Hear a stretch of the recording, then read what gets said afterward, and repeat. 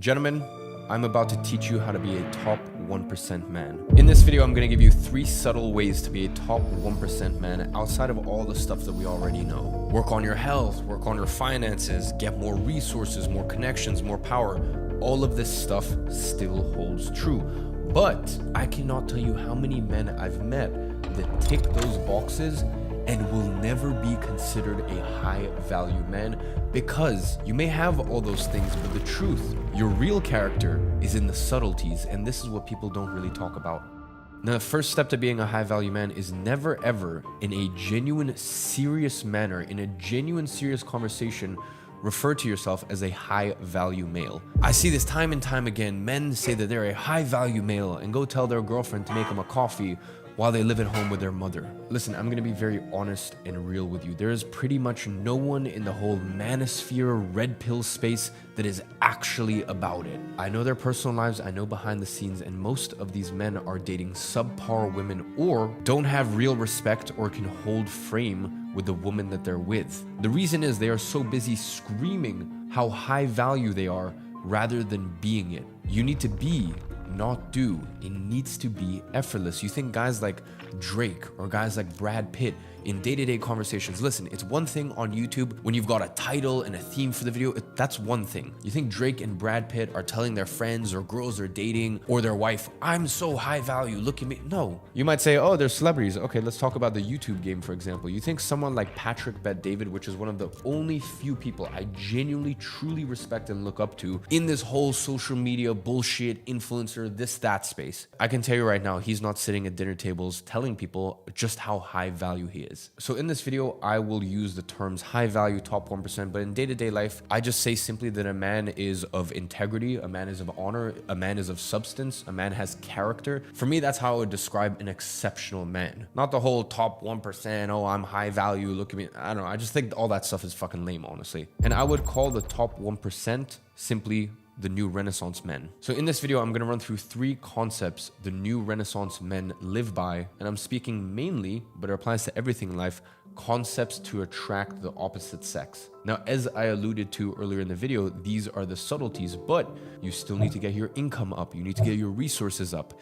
And in order to do that, I recently uploaded a video called How to Get Rich in Your 20s. This has been one of my most popular videos, and it has helped guide a lot of men to making their first income. So I'll go ahead and leave that YouTube video as the first link in the description. Now, one of the most important concepts that the new Renaissance man lives by is making things look effortless. Now, they shouldn't be effortless. We all know that in order to accomplish anything in life, it takes effort and hard work, but everything must appear effortless. Everything must appear as smooth as possible. I'll give you a small example. I would say that 90 to 95% of the time when I'm going on a date, I order for the other person. Now, it's probably a smart idea to suggest it and ask, would you like me to order for the table? And I can tell you from experience, 99% of women would rather the man just take charge, take lead, and just order. So that is one small example of effortlessness. The experience of going to dinner is effortless. She doesn't need to think about it. So I highly suggest you do the same. And in order to do the same, because you don't want to look like an idiot fumbling around, looking at the menu, oh, what should I do?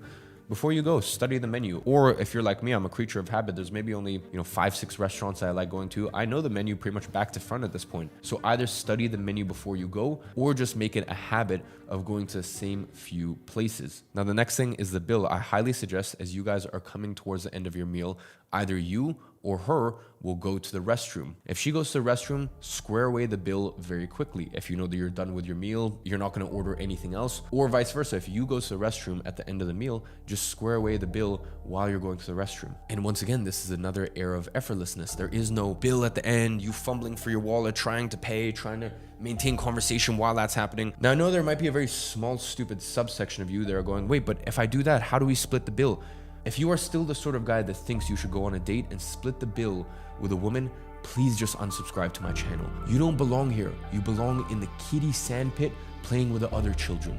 You are not a man. And I understand not everyone grew up with a Middle Eastern Russian background like I have. You know, the way that I was raised by my mother, the man pays for a bill on a date, and that's just not even a question. So I understand that maybe some of you were raised differently. If that is the case, this is probably not the channel for you. I'm trying to educate and nurture the next generation of stand-up men. And for me personally, in my opinion, that is not a very stand-up thing to do, to split the bill with a woman on a date. Now, getting back to the point of the bill, obviously as time goes on, you can actually start doing things that are even cooler. Things like at certain establishments that you go to often, having the card on file so the bill actually never even shows up. Or for example, with me, my head of security is always on premises wherever I am, so I actually never even pay the bill. The bill is just taken care of and I just leave. And really, this is what women dream of. This is the stuff of fantasies. And by the way, I'm not saying that you have to be a billionaire here, because I can tell you right now, when I was dead broke first starting my businesses, I still thought about this stuff. Of course, you can't do the whole flex of the bill doesn't come and all this stuff, but I mean, simple stuff. When I went on dates and we would just go for long walks because that's all I could afford, I would plan routes where I knew that there was a nice hot chocolate place or a nice ice cream place. So these are really $10 dates. But if you do it right, if you plan it right, if you make the whole experience effortless, then this is truly the stuff of dreams, of fantasies, of movies. This is the stuff that women dream of. It's this effortlessness that everything just seems to be going right. And that's what she sees. And that's what really women want to see, is just effortlessness. And that's why women love all of these romantic movies and these rom-coms and stuff like that. Obviously, she doesn't realize that on the backside, you're here planning everything and making sure everything goes in order. So things shouldn't be effortless, but they should look effortless. Now, effortlessness also reflects on how humble and under the radar you are. Never make a massive deal of something. No need to ever tell the woman the price of the bill or how much you spent on some new thing that you bought. No need for all this stuff. The less that you flex and the more comfortable you seem, you can still talk about yourself. You can still talk about your achievements. You can still talk about things that are going on in your life. But we all know the difference between talking when addressed or when the time is right, or just weird flexes that are incongruent, that are poorly timed, that the girl or even just people you're networking with are just kind of like, cool, I didn't really ask. You need to remember in general to be the guy rather than telling her you're the guy. Now, the next concept is you need to be a modern gent. Here's what I see right now. I see either the black pill or just like the women hating crowd that are like, the world is unfair and all this stuff. And they're just like so aggressive this way. And then there's the other end of the spectrum, which is just like the dudes who just watch way too much rom-com and don't understand that they will be trampled over by women. That women in the modern world will eat them alive because they are too nice. They have no boundaries. So you want to be somewhere around, I'd say here, which is a little bit more on the skeptical side, but when the time is right. And by the way, be polite, be courteous, respectful to everyone. But going over the odds to be a true gentleman and give a woman the true gentlemanly experience,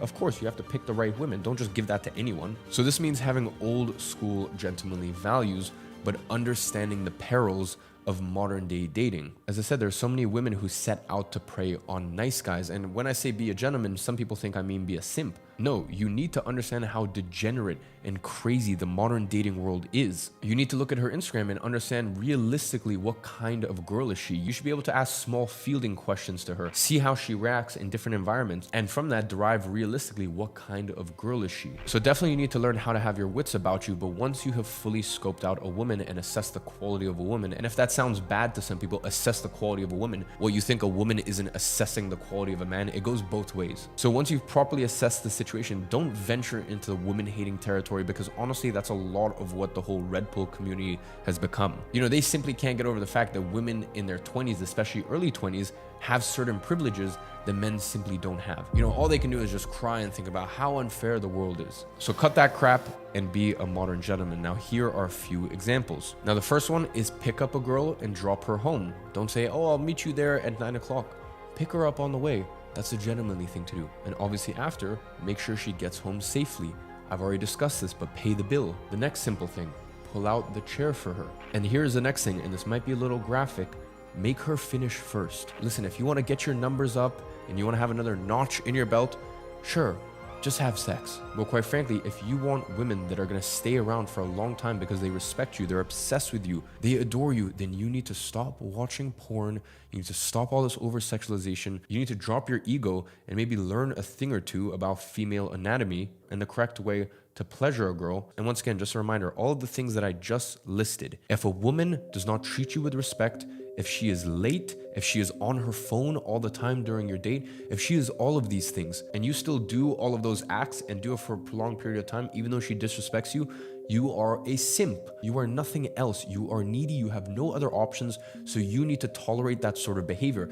If a woman is nothing but respectful to you, on time, listens, is not on her phone, has positive, uplifting energy, and you do all of those things, you are a gentleman. You are the modern gent. So there's a very big difference. You need to understand that difference. Now, the last concept that the new Renaissance man lives by, or the top 1% that I would consider lives by, is never get comfortable. You need to understand that a man who becomes comfortable is the most disgusting thing on earth to a woman. And the funny thing is, she will try to make you comfortable. If you're in a relationship with some women, they will try to keep you in bed and cuddle and, oh, you don't need to go to the gym. You already went 3 times this week and all this stuff. You'll have certain women that try to tempt you with morning sex every morning instead of getting up, training, showering, and getting straight to work. Instead, you're there having morning sex, then that turns into, oh, let's have some breakfast and watch some Netflix. And by the time you're actually at your desk working, it's like 12, 1 o'clock. So you need to acknowledge that women will constantly test you. They will constantly try to make you comfortable. And being comfortable is how you become complacent and weak. So I'm not saying never have sex or never cuddle or never having a morning lay-in with your partner. I'm saying that there is a time and place. And yes, you can do that when you deserve it, when you have accomplished your missions for the week. But I have seen so many incredible men, put aside top 1%, these are the top 0.001%, and they meet a woman and that woman makes him comfortable, and then the woman resents him, she doesn't respect him anymore, and the worst part is at the end of it all, she just leaves him. So be proud of your situation, but never be satisfied with where you are. Always keep pushing. You know, it's funny, Pierre, who's my business partner at one of my software companies, he asked me to meet one of his close friends, very successful dude, $100 million plus. And this entrepreneur, this guy, he asked me, hey, can I bring my cousin? You know, he's a fan of yours and stuff like that. I said, yeah, sure. This kid was 14 years old, had started multiple businesses, so switched on, so humble, so well spoken, so well dressed, all of these things at 14. And you know, he asked me for advice and I told him, listen, because you have time on your side, there's no doubt that you will be successful. Where I will truly see your colors is if you will stay successful. And this is a very important message for all of you guys. If you stay at whatever you're doing for the next 2 years, 3 years, 5 years, 10 years, you will be successful. That is not a doubt. I've never seen someone stay at something for a prolonged period of time with unwavering focus and discipline and not be successful. The real question and the real test and the real place where legends are made is once you are successful, what do you do then? Do you get complacent? Do you falter? Do you get comfortable? Or do you keep pushing forward every day? So that, my friend, is the last subtle concept that the top 1% man lives by. So I want you to know that I'm watching from afar as a big brother of sorts, and as always, I'm rooting for you.